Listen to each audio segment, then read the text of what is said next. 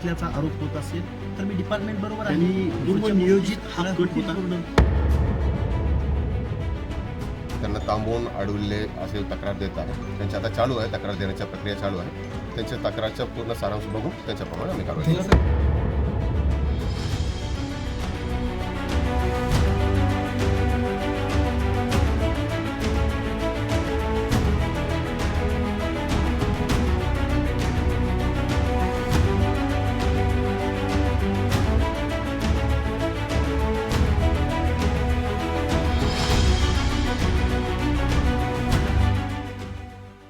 त्यांनी pre planned, त्यांनी पूर्व नियोजित हा कट होता आणि जिवे मारण्याचा हा प्रयत्न होता. आणि मी आता समोर आहे ना, माझ्यावर जर ड्रिंक घेतल्याचा आरोप होत असेल तर मी डिपार्टमेंट बरोबर आहे आणि पूर्व नियोजित हा कट होता. आणि मी आता समोर आहे ना, माझ्यावर जर ड्रिंक घेतल्याचा आरोप होत असेल पण मी आता डिपार्टमेंट बरोबर आहे आणि पूर्व नियोजित हा कट होता. आणि मी आता समोर आहे ना, माझ्यावर जर ड्रिंक घेतल्याचा आरोप होत असेल पण मी आता डिपार्टमेंट बरोबर आहे आणि पूर्व नियोजित नाही झालेलो. मी डिपार्टमेंट बरोबर आहे. आता मी कुठल्याही गोष्टीला तयार आहे. मी पोलीस डिपार्टमेंट पासून कुठेही पळून गेलेलो नाही. मी इथं आता तुमच्या समोर आहे. विवेकाचा आवाज, ओबीसींचा आवाज, शोषितांचा, वंचितांचा आवाज जर माझ्यावर कुणी दारू पिल्याचा आरोप करून संपू पाहत असेल तर त्या गोष्टीला मी तयार आहे. असा आरोप होते तुमचा, गोठ्यामध्ये तुम्ही होता, तसा काही इव्हिडन्स असेल तर द्यावा.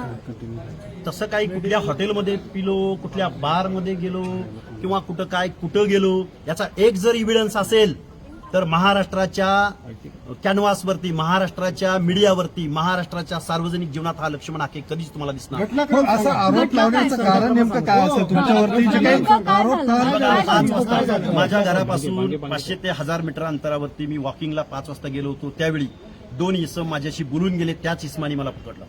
त्याच इस्मानी परत काय बोललं तुम्हाला? त्यावेळी माझ्याशी नॉर्मल बोलले, गेवराईचं वगैरे असं बोलले. तो गेवराईचा माणूस आहे, तो माझ्याशी बोलला सुद्धा.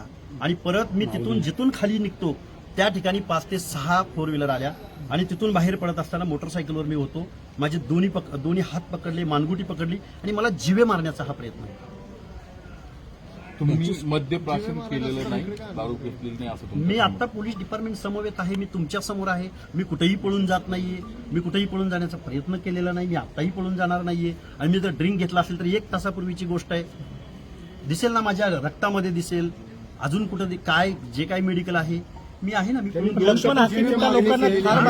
माझा काही तपासण्या मी स्वाधीन आहे तुमच्या. सर ऐकून घ्या, त्यांनी एक ससूनची जी तपासणी आहे त्याचबरोबर खाजगी मी आता तुमच्या समवेत आहे ना. मी पळून गेलोय का कुठं? जर जीवे मारायची धमकी असेल आम्ही विचारतो. आता पाय माझे 2 हात पकडलेले होते, मानगुट पकडलेली होती. मीडियामध्ये आहे, लाईव्ह केलेलं आहे त्या बांधवांनी सगळ्या. ते ठिकाण कोणतं? ते ठिकाण हे ठिकाण कान्हा चौक, ते श्रीकृष्ण मंदिर आहे. श्रीकृष्ण मंदिर आहे स्टेट बँक ऑफ इंडियाच्या अपोजिट साईडला. आणि बाजूला मुकादमांची बिल्डिंग आहे, मुकादम बिल्डिंग म्हणून ओळखली जाते, त्याच्या अपोजिट. या सगळ्या प्रकरणासंदर्भात तुम्ही पोलीस कंप्लेंट दिलेली आहे का? आता लिहितोय मी पोलीस कंप्लेंट. सर तुम्हाला पोलीस सुरक्षा आहे, जी सुरक्षा आहे त्यावेळेस ती सुरक्षा कुठे होती? माझ्या बरोबरच होती. जोपर्यंत माझ्याबरोबर कॅनवाय गाडी होती, जोपर्यंत माझ्याबरोबर गार्ड होता, तोपर्यंत ही माणसं माझ्याशी बोलून गेली. पण ज्यावेळी मी फक्त माझं मित्राचं छोटं घर आहे, त्या घरात मी जेवण करतोय, मी जेवण केलं. जेवण करेपर्यंत तुम्ही बाहेर थांबा किंवा खाली जावा एवढंच मी सांगितलं. आणि परत मी मोटरसायकलवर बसून घराकडे घटना सुरू साधारण 7 ते 8च्या दरम्यान. घटनास्थळ कुठं आहे? 7 ते 8च्या दरम्यान काना चौकाच्या दरम्यान. पोलिसांना मग तुम्ही कळवलं का त्यांनी कळवलं? नेमके पोलीस कसे काय आले त्या ठिकाणी? पोलिसांना आम्ही कळवलं. ज्यावेळी एवढा मोठा मॉब आला आणि त्यांनी घोषणा सुरू केला डायरेक्ट, आणि दोन्ही हात पकडले आणि माझ्याकडून ते वधवून घेत होते की दारू पिलास की नाही सांग, दारू पिलास की नाही सांग. जर ओबीसीचा आवाज असा आरोप करून जर कोण थांबू पाहत असेल तर मी गोळ्याही खायला तयार आहे, वारही झेलायला तयार आहे आणि जीवे जायलाही तयार आहे. तुमचा आरोप एक मते नावाचा व्यक्ती आहे आणि एक दुसरा त्या माणसाचं नाव माहिती नाही. एक डेक्कनचा आहे, एक वरतीच राहतो, इथंच या गोकुळनगर परिसरात राहतो. तुम्ही त्यांना ओळखू शकता. आता तुमची नेमकी विचारलं होतं का? विचारलं त्यांनी. तुम्ही राजांना असं बोलला, तुम्ही अमक्यांना तसं बोलला, हे त्यांचे आरोप होते. त्या लाईव्ह व्हिडिओमध्ये सगळं आहे. तुम्ही त्या टायमाला फावडा घेऊन त्याच्या मागे पळाले असे त्यांचं म्हणणं आहे. हे बघा, ज्यावेळी 25 माणसं माझ्या अंगावर आली त्यावेळी मी एकटाच होतो. त्यामुळे मी जर कुठं फोडं घेऊन किंवा काही घेऊन गेलो असेल तर ते दिसेल. त्या आपला कॅनव्हास कुठे होता टायमाला? कॅनवा नव्हता माझ्याबरोबर, हे मी तुम्हाला अगोदरच सांगितलं. खाली तर असं तुम्ही खाली घराच्या जवळ असेल किंवा गेला असेल. कॅनवा ज्यावेळी रोडवरून मला जायचं असतं त्यावेळी मी कॅनवाला. तर या सगळ्या संदर्भात आता तुमचं नेमकं काय म्हणणं आहे? तुमची काय नेमकी या सगळ्याच्या माझ्या जीवाला धोका आहे आणि माझा जीव गेला तरी चालेल. मी ओबीसींची आणि भटक्या विमुक्तांची कायद्याची आणि संविधानाची भाषा कधीही सोडणार नाही. आणि डिपार्टमेंटला माझं सगळं सहकार्य आहे, मी त्यांच्याबरोबर आहे. तुमच्यासोबत असं घडू शकतं म्हणून तुम्हाला सुरक्षा दिलेली आहे अगोदर. तरी असा प्रकार घडतो तर मग आता काय हवंय? आता काय नाही, याला काय म्हणायचं?